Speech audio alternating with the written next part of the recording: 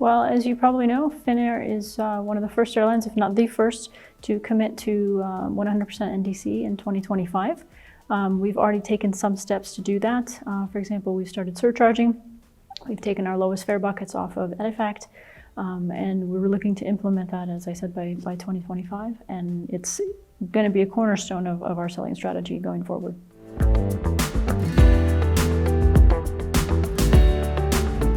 Well, it's critical. As we've kind of gone through a cycle of COVID, and we've kind of come from, what are we selling and how are we selling it, and to who are we selling it to, it's become obvious that we can't just think about the revenue opportunity when we look at a product like that. We have to look at the end-to-end cost of delivering it and keeping it going and implementing it, because there's all kinds of financial service solutions that we can use, not all of which work with each other, not all of which work with the architecture we already have.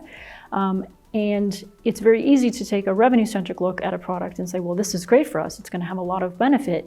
But once you get into the actual plumbing architecture of delivering that revenue onto the balance sheet, you start to see a whole lot of costs. And if you go too far one way before the finance function and the CFO get involved, you can really make some inefficient decisions. And so having the CFO there right at the beginning at the table with the commercial folks, really enables the company as a whole, the airline as a whole, to make the best informed decision from when the customer clicks pay to when the cash hits the balance sheet.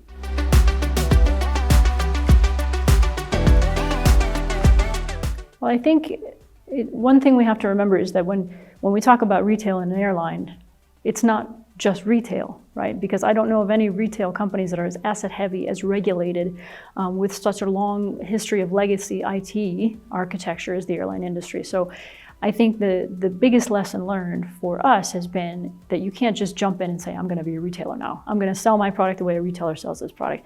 We have a whole set of other considerations that we need to make. Now, there are opportunities, right? We've got a captive audience for however long the flight lasts. We have, all kinds of network benefits and things like that we can take advantage of when we look at the whole package of air travel.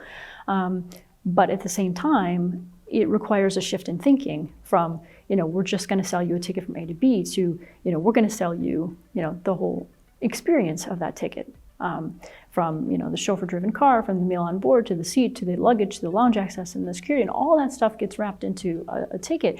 And that was never necessarily connected, or couldn't be actually connected to a PNR.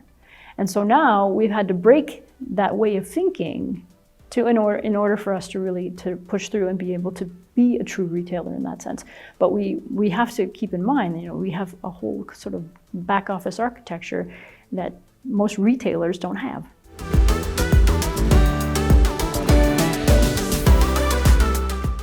I think it has definitely helped, but we were getting there before. We're a small airline, so we don't have big departments anywhere really. As a cost center in finance, it is our job to sort of implement things efficiently. Of course, as a revenue center for commercial, it's their job to maximize the amount of revenue. So you can look at it one of two ways. You can either say, okay, commercial is here to maximize revenue, finance is here to lower costs, and we're at loggerheads. Or you can sit down and say, well, if you need to maximize revenue and I need to lower costs, we can work together to get there.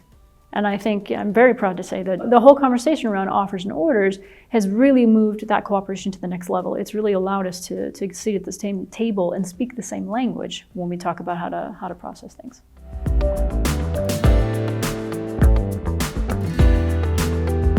Be prepared to really look at what you do and how you do it with a critical eye, because there's so much that we do as an industry that we just don't question because it's always been done that way, or we have the system and that's how it has to be done, because if we have to replace the system, that's a whole nother headache that we have to do. And it's very valuable to look at those solutions in that context so that you really are sure that it's the most efficient for you.